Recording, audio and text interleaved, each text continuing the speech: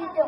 એટલું નહીં, ઓપરેશન સિંદૂરનું નેતૃત્વ પણ લશ્કરની 2 મહિલા અધિકારીઓએ કરેલ છે.